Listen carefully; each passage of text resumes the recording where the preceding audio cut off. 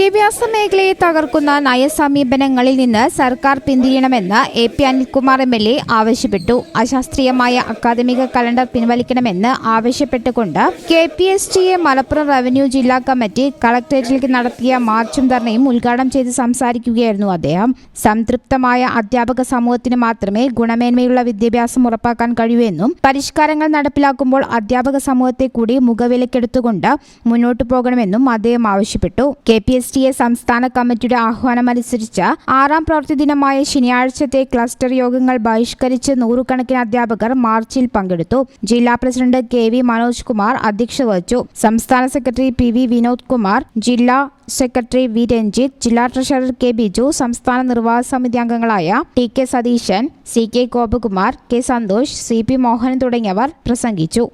News bureau, Malappuram.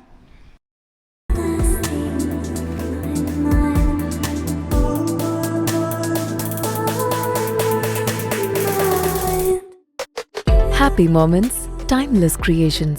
Wedding collections from Kavita Gold and Diamonds.